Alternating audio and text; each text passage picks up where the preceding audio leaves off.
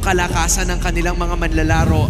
Really, heavily na iland yung kanyang Throne of Ruin. Pero sisimula na yung unang pagong ha. Ayan na nga, half HP para dito sa Lord. Nakapasok si Carty, si Ugi Shadow Kids. Sino makakuha ng pagong? Ay, si Demon Kite ang nakakuha no. Landshaker na bibitawan. Pero mamamatay din si Sanford. First blood. At mukhang papasok pa nga ng jungle ng sign ng DLPH, ang Aurora Gaming, at makikita nila si JP. May kasabay pang AOG ngayon ay Tonden itong si JP. Grabe yung nagiging sistema na ginagawa dito ng Aurora Gaming habang Dito na yung OM. Mapapatay pa si Doming Kite. Meron pa rin naman siya pang-dash pakatras. Pero nagamit na yung Vengeance. Hindi lalaban si Doming. Kapag nakita mo na ka-Vengeance, parang kinalpukan mo na din lang yung sarili mo. Pero Sanji, delikado dito. Uy, level 3 lang siya. Alam na walang pantakan. Mundo ni Demon Kite, hindi ka na makalabas kasi may river manipulation. At ang dami pang mga elemento na pwedeng ilabang. AOG din ay pwede rin gamitin. Alay Pero ko! naipit si Carlito. Naku po! Sinalubong niyakap ng mahigpit ni Demon Kite. Masyado pa atang mahigpit. And in fact, may mapipili Oy! pa ata pero makakataka si Sanford. Rekta na sa real world manipulation. Flicker is burned. At maagaw pa nga ang purple dito. Team Liquid Philippines. Hindi sila mukhang susubukan ni Sanji mag-push sa ibaba. Pero itong bagong na ito ay parang panigurado na mapupunta sa side ng Aurora. Maliban na lang! Ay! Kung aagawin ito ni Carl TZ via that quad shadow at hindi kakabit ang AOG dito. Throne of Ruin na gamit. Pa rin siya dun sa Lord. Sa Turtle, yung taunt ay ine-expect niya. Kaya lang masyadong malayo din yung pagkakalapag. Pero si Sanford ata ang lalapagan dito. Nako! Napatay ni Yue. Buhay may kailangan na rin lumayo. Ibibigay na nila yung Torres sa may top lane. At kahit ganun man ang nangyari, liyamado pa rin ang Aurora dito. Yamato talaga at mukhang si JP ay kailangan nga mag-Lord's Pathway para lamang ma-protect din.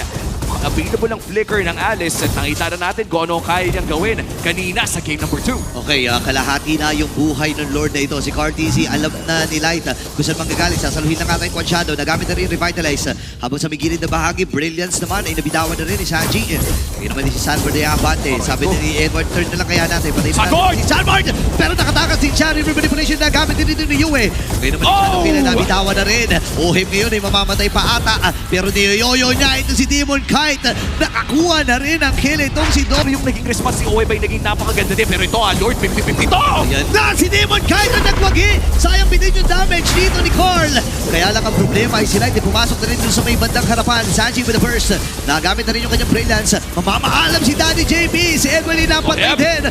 O Doming Kite. Libre lang talaga yung kanyang pag-hit dito. Nakakadalawa na. Itong Aurora Gaming magiging 4 at maagang wipeout para sa Northern Light.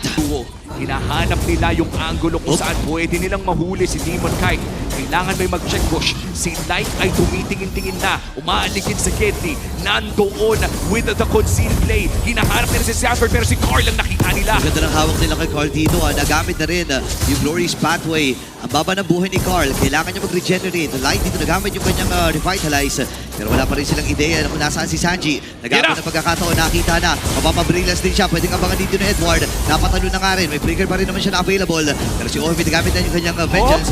Ngayon naman ay papasok din si Edward. Pero nakaiwas si Sanford. Apat na tinamaan ng Throne of Ruin Zone. At ang batang kambing ang makakakuha ng Lord. Sa kaya mo ng kill. Ngayon naman si Yue nakakakurihit lang. Edward. At ang buong kupunan dito ng Aurora Gaming ay sumusugod na. Sanji! Naku si Sanji ilalaban pa rin. JP ilalaban ko yung Glorious Pathway. At si Sanji ay makakakuha din ng kill. Ilalaban na nga dito ni Edward. At si JP namatay. Si Carlito na lang ang natitira. Ang daming minions na kasama. Naku, kalahati na lang buhay niya pero makakakuha naman ng counting spell bomb sa War Axe. At lalabas na nga yung minions dito. Yung Lord na na-secure niya ay lilisan ng base. Pero sapat naman ang kanyang kapangyarihan para i-clear ito. 1v1 with the Great One. Edward and Carthy, si Ugi Shadow Kill back to the Quad Shadow. At tuloy ang depensa at tuloy ang siege para sa Team Liquid. Okay, kakabuhay din lang ni Demon Kite at ni Doming.